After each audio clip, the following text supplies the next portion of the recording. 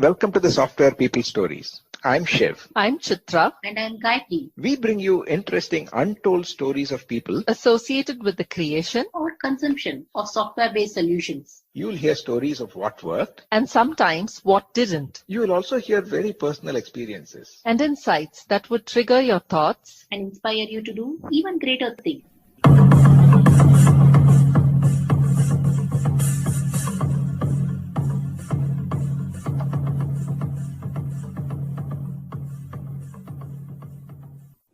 This is part 2 of my conversation with Robert Cooke, the founder of SafeForge, a provider of data virtualization and visualization technology solutions. In the first part, Robert talks about his origin story, as well as his interest in coding, and some aspects related to how he loves to code, and so on. We continue the conversation when I asked him the question on what was the startup bug that bit him.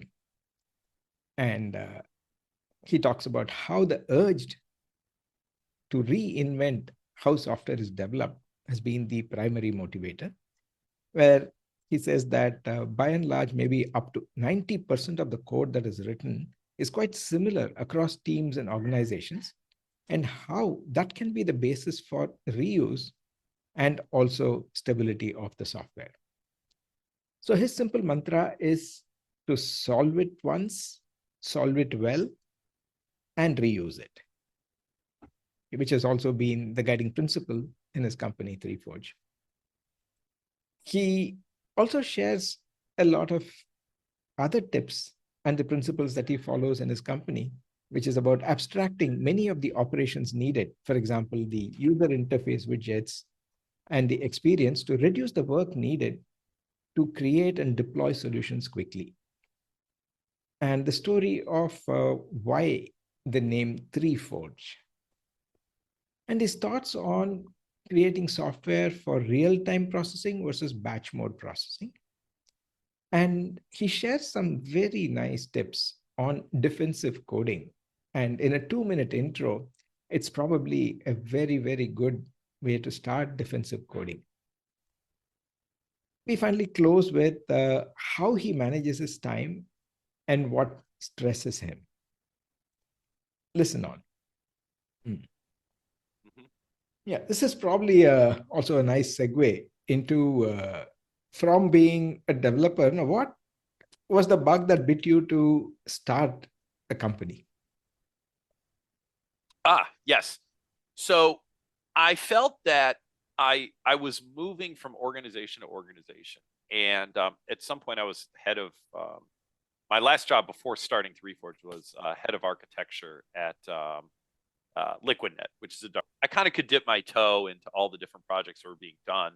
And that just really kind of exacerbated my feelings of how software should be reinvented, if you will, the approach towards software. So stepping back, my whole life I've been writing software, and I realized that the problems were 90% the same.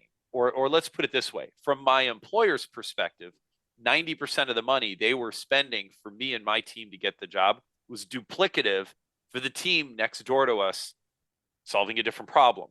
Mm-hmm. And I felt that if I could just identify that 90% reuse or that 90% duplication and build a platform to allow people to just take that out of the box, cut away that 90%, it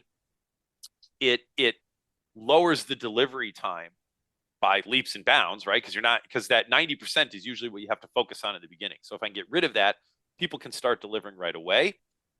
There's way less code for teams to have to maintain.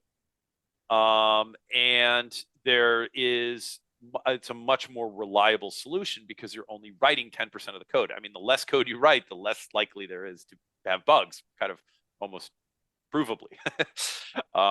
And so I felt that, just finding that and identifying and building this platform would get me there. And like I said, as I went on and I got more and more use cases and I saw the same things over and over again, and each time, frankly, I'd get paid a little more, but I'm solving the same problem over and over again. Mm-hmm. And it's like, man, there's got to be a generic way to do this. It's extremely tough. I'm not going to lie. It's very tough It took a long time and thinking about this a lot and distilling things down, I think, to their kind of, again, core philosophies. But at the end of the day, if you're willing to kind of to break these things down, you can find a lot of repeatable things that you can just solve once, solve it the best, and then it gets reused.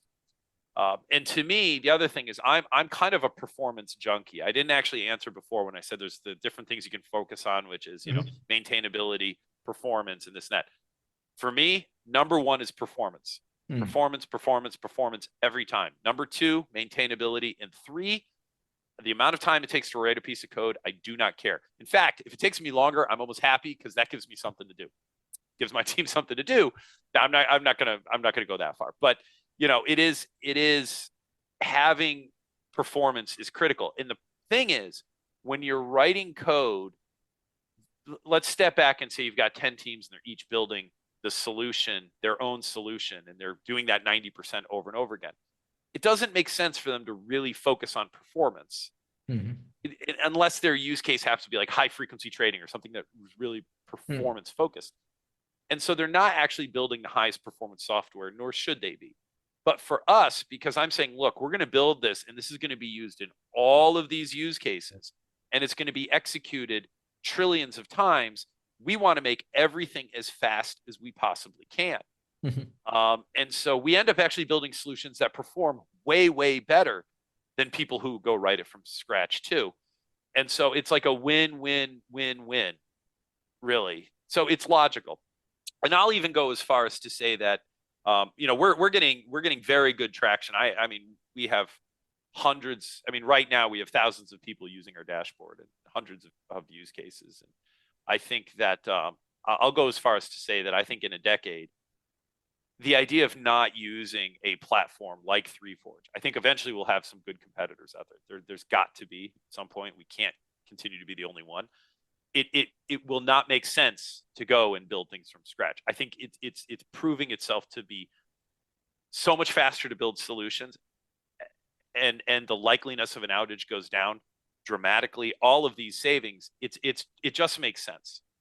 And I'm going to go. I know I'm talking a lot here, but there's one more thing I want to say, which is I loved studying the history of computers. And in fact, we've got on our walls in the office all kind of the greats of you know, the significant contributors to computing. And I'll break it down. Like we started off with, you could almost call it like hardware sort of solutions. Like you didn't go back to like the loom where like you put the cards in and it would like design the stuff. Right? It's very very hardware focused. Everything was very manual. If you wanted to change the way the software worked, you had to literally rebuild it. Then eventually we move on to using software to control the logic and the business flow. That's a big step. That gets too complicated. We create compilers. No one's, and by the way, each time we create this layer, it's like all the layers below it almost get forgotten, but they're still there, right? So then we have this layer where you have a compiler where now people can write code. The compiler converts that into software that can be run by the machine. Then at some point, we realize, you know, reading and writing I/O manually to save information is expensive. And we come up with the relational database, and we come up with operating systems. And all of these things, all of these layers kind of let you abstract away and not have to think about the layer below it. And all our platform's doing is adding another layer on top of this. So now when you build on our layer, you're not thinking about how do I connect to this database? You know, how do I generate this report? Which software do I use to manage my input and all these things? It just kind of gives you that next layer to focus on. So that's been my life as of the last 15 years, is this belief that software is ready for this next layer. Yeah, wonderful. Now, in this kind of an approach, particularly when you have a generic interface that can connect, and you're saying in a low-code platform and so on, how does it complicate or simplify debugging? Well, like I said, the big thing is you have a lot less code to debug. That's the bigger thing. In fact, I've almost thought about this more, and I think what's so fun about what we're working on is sometimes I can almost like think of ways that I could take languages and almost simplify them even outside of what I've done. But I'll tell you why we help a lot. First off, we have written our own debugger. So we inside our what we call high impact code, because I came up with that term long before low code came up. But we are low code, I guess. We have a debugger, so you can write your code inside of the web browser when you're in the developer mode. You can put breakpoints, and then when the code hits it, it pauses, and then you can see the state of all the variables, and you can hit continue and all of those things. So we have a debugger. But the big thing is that you're only debugging through the code that you've written. And I know that's kind of an obvious thing, but think about what's happening when you're using a debugger in like Java or C++ or any other modern language. If you think about really what's happening is when you have let's just say a simple if statement, right? Inside there's actually a compare that's happening on the assembly level. Then there's a jump clause. There's several things that the computer does inside that one statement.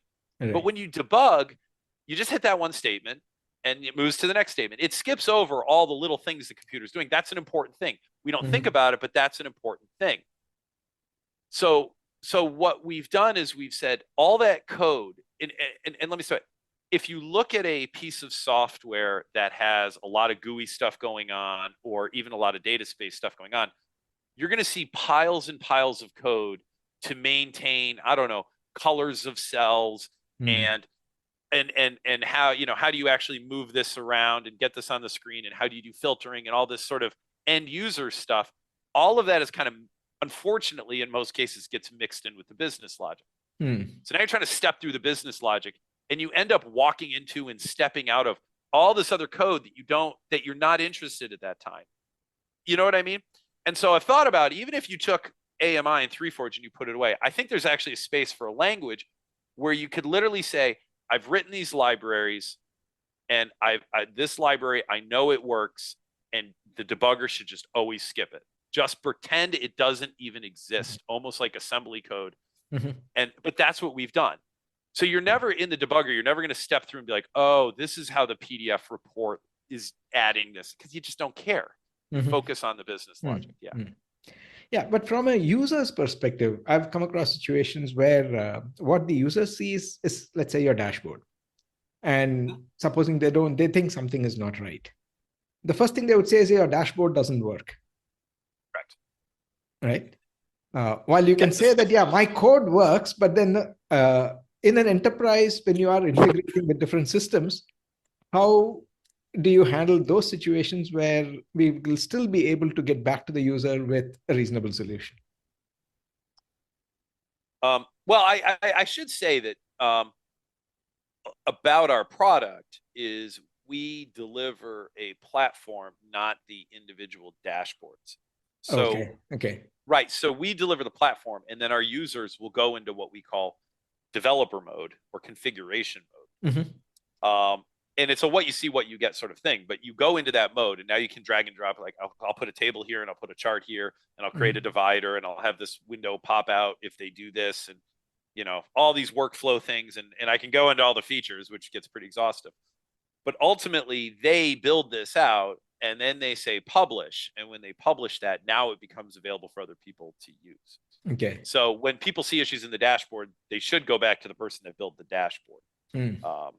Now, I will admit, a lot of times they see 3Forge in the corner, and they're like, it's a 3Forge issue. But that's, just, I mean, whatever. Then they come to us, and we say, okay, you got to talk to the dashboard builder. They can help you work through it, or we work through it with them. But yeah. Okay, it's interesting. Since you work a lot with data, before I get to that, I have to ask you this question as to why 3Forge? Is there a story behind the name? There is. So originally the name of the company was Forge Financial Framework. And there were a few problems with that. First, typing forgefinancialframework.com into a browser is pretty lengthy. Second, after I started working on this, within a year, I realized this isn't really a financial framework. This is data agnostic. It can be used in any industry.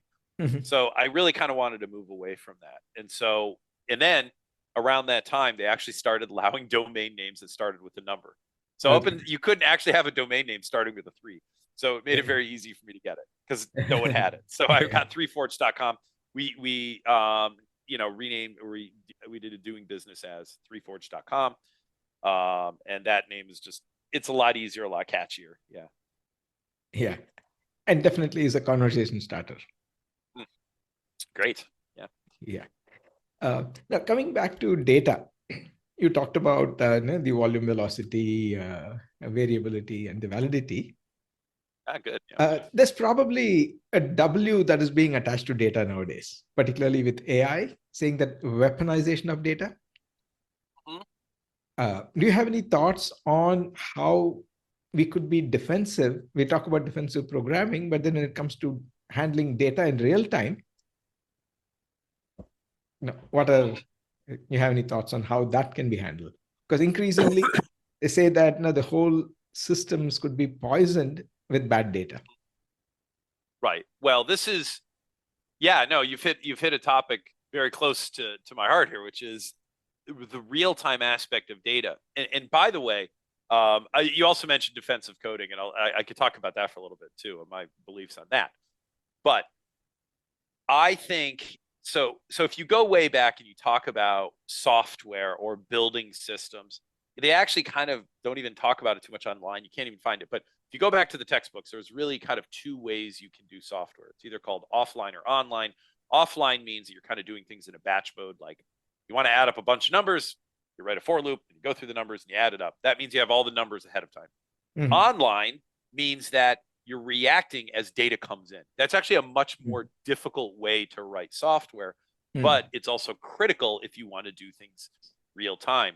This is how our systems are built. Almost everything is done in an online approach, which says that our software reacts to data as it's coming in. Our customers, one of the biggest value adds they see is the real-time capabilities of our dashboard. So as data streams in, you can see it on the front end. We monitor a healthy percent of all equities options globally because the tier one banks use us so they can take our software, they connect it into their real-time high-frequency trading systems. They take that, they put it on the screen, they set up different alerts, different thresholds, custom views per trader, and then they sit there and watch that, and when things happen, they can react very quickly. And we've literally gotten support tickets where people complain that, why did it take 1.3 seconds for me to see this? You know what I mean? Like that's the sort of speed we talk about here. It has to be very quick. We shoot for a 30th of a second, the time data enters to see it on the screen. I think our software is extremely well positioned to do the sort of real-time needs that are necessary to protect critical infrastructure. And so we are talking to a few government agencies about, how can we help them? That is a very long and difficult sell. I will concede, but I think our software is very well suited for that.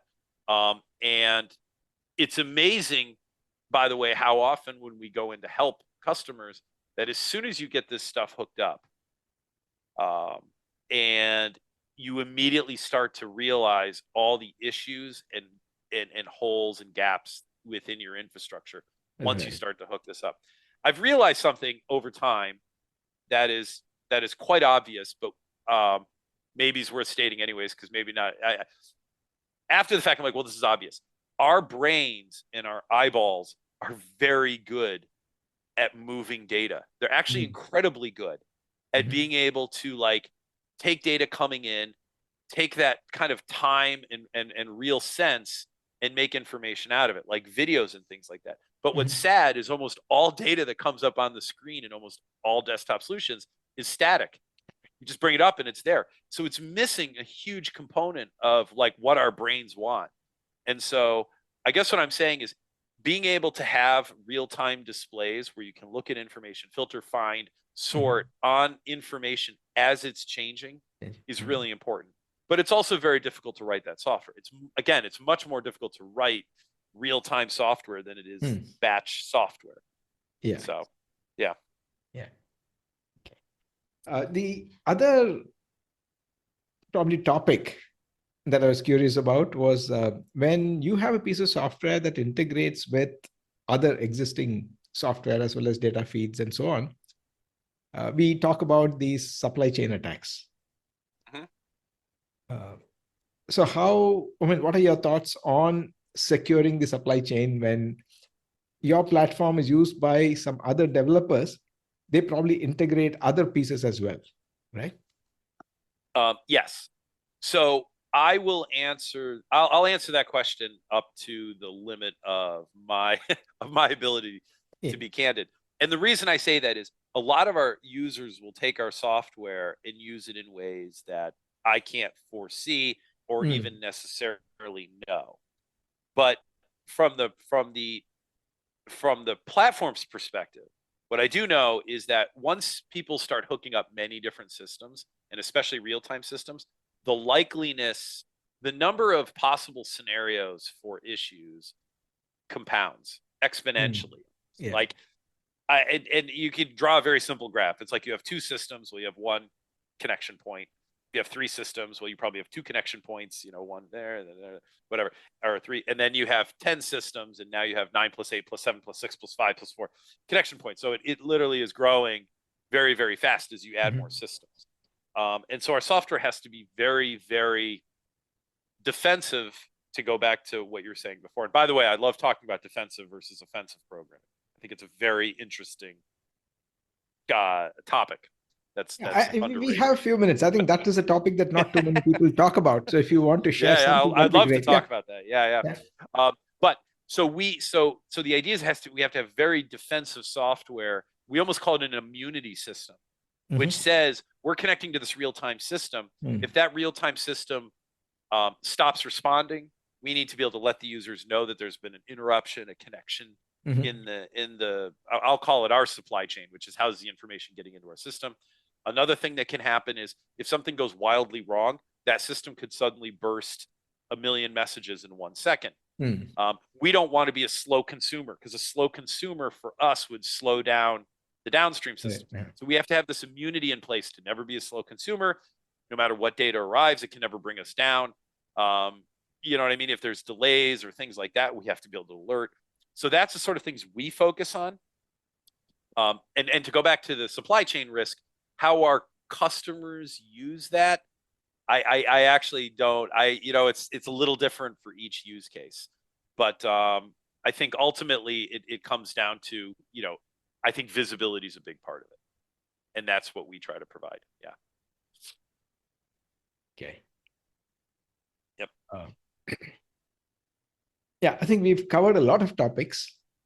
And one thing that I'm amazed even through the conversation is, and of course curious about, is how do you manage your time? Okay. Particularly when you said that you like to code whenever and as much as possible, but then you also have other responsibilities, running the organization, meeting customers, and so on, where your time is not probably under your control. Well, it is largely under my control. I think the biggest thing I've focused on is hiring people that I can trust to do, frankly, all the things that I feel bad to say, but the things I don't want to do. And I don't want to do just about anything. I love coding and I love architecting systems. And my favorite thing is when a customer comes to us with a problem that can't be solved in our platform. Because that gives me an opportunity to find a way to add more widgets and functionality to our platform. Those are the things I love to do. But yes, you're right. There's a lot of responsibilities. And as the companies grow, very easy to quickly get overwhelmed if I'm not kind of half a step ahead. And I use the term half a step because I don't really want to be 2 steps ahead, because then I'm kind of hiring people before they're necessary, which is a waste of money and a waste of time, lack of morale sort of thing. But the idea is once I start to realize that I'm spending a lot of time on a particular task, now it makes sense to hire people into that position to alleviate that. But now I need to be able to trust them. So, for all those people out there looking to get promoted and make their bosses happy, I would say the biggest thing is anyone, if you can just take a task and run with it. And if you have questions, you get that list down as short as possible. And you know what I mean? You respect your boss's time and say, this is why what I don't understand, bam, bam, bam, bam, bam. And then you can go and just get the task done. Nothing makes me happier when I see things get done that I didn't have to be highly involved in. At the end of the day, though, ultimately all of this responsibility bubbles up to me. It is kind of an unusual thing. CTO, I also do run the company. We don't have a CEO, but that I kind of do to articulate to our customers how technology focused we are. But at the end of the day, yeah, I mean, I am responsible for all of this stuff, so I have to at least be somewhat aware. I try to put in maybe an hour or two a day on the admin side, and the rest of it I can still focus on the product and focus on the customers and things like that. Yeah. So are there things that stress you? Yes. Oh, absolutely. There's a lot of things that stress me. Yeah, because, well, first off, some of our use cases are extremely high profile. I mean, and it's hard to understand. So the way I like to put it is we have use cases where there'll be a dashboard that is managing, let's say, I don't know, 200,000 customer orders. And the way I put it, I try to explain it, is imagine a football stadium or, I guess a cricket stadium. I don't know how many people fit in it, but right. Football stadium's like about 80,000 people, US football. And so now imagine you've got 2.5 of those stadiums and they're all staring at this piece of software. And if that piece of software crashes, all those people are going to be upset. Now, I'm not saying they're staring at our dashboard directly, but they're sending orders into systems that are being managed and monitored by our dashboard. So when there's an issue, it's really our dashboard that comes to save the day, so they can figure out what's gone wrong and try to get people back up and running as quickly as possible. So that's a stressor in and of itself, just making sure that everything is tested and works correctly and when it goes out the door. Someone told me a long time ago that at the end of the day, let's put it this way, I realized why I love software so much is because it's not emotional. And if it does something wrong, it's only my fault. Humans, we have an emotional side. So dealing with customers that have an issue or don't understand how to use the software or on the fence about something, that's a stressor for me, because I just want our customers to be happy and understand how to use the software. So are there any personal practices that you follow to de-stress yourself? No. Podcasts. No, I probably should. No, I don't. I just let the stress build up and then I say serenity now. I don't know if you watch Seinfeld, but anyways, I don't know. I don't have any good distressor advice. Okay. Just bottle it up. Just bottle up those emotions and move on. Yeah, but you do come across as a very, very, happy person who is not stressed easily.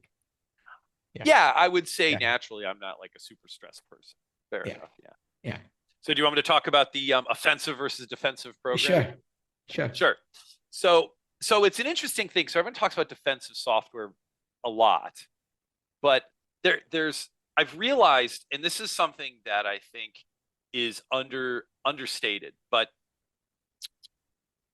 if you have a block of code, and let's say that code is defensive, meaning that at the top, now I know there's now annotations to prevent you from sending in nulls and things like that, but let's put that aside. So I've got a block of code, and I want to make sure, people shouldn't be able to pass in null.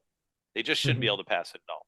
So what I do is at the beginning of the code, I say if parameter equals null, return, something like that, right? So I'm writing defensive code in a way. And so the idea is it just resilient moves on, even though someone's passed in an argument they shouldn't. I would argue that you're actually, what you're doing is you're creating another path of complication. Because now when I see that block of code, I don't know, is it possible that someone's sending null into this? I can't answer that definitively. So there might be code out there that's calling this and passing it null, and then we end up returning without issue. And I'm trying to just give a simple example here, but it can grow. If instead it just dereferenced that variable or checked, and if it was null, it threw an exception, meaning it's what I would almost call offensive programming. Maybe not in the strict sense. There is a definition for offensive programming, but it's pretty close. So that tells me when I look through that code, I know no one's passing a null. I can eliminate that from my brain as a possibility of the path. And so actually writing code that doesn't do all these checks and have like different ways out based on what can be happening, it actually makes it much easier to write code. And by the way, the code runs faster because I know it sounds very trivial, like how long does it take to check for null? Well, not that long, but removing all those statements and just doing what the code's supposed to, if it blows up fantastically and right away. And then I look at it and I say, dude, what are you doing? You can't pass null in there. Yeah. Go back and fix it at the source. You see what I mean? But this is where I think you have to have the team working together and understanding and not blaming and pointing fingers at each other. And so I think actually writing offensive code makes much easier to maintain code. And I actually think it also makes code that runs a lot faster. Interestingly, yes. Yeah. I mean, seems very simple, but I guess it takes practice to get it right. Yeah. Right. But then I want to flip it around. You also, and this is where I think the art comes in, because you have to look at each problem and say, should this be defensive or offensive? Like, how should I be building this? Again, if it's code that's going to be accessing a database, there's very real possibilities that there'll be a connection issue or a permissions issue or this or that or these or those. Right now you need to write defensive code. I mean, those are real scenarios that can happen. You want to catch those and handle that gracefully. Yeah, so I'm not saying everything should be, non-defensive, but yeah. Okay. Yeah, wonderful, Robert. It has been a very, very insightful conversation. And thanks a lot for taking the time and sharing your experience. Wonderful. Yes. Thanks for having me on. Yeah.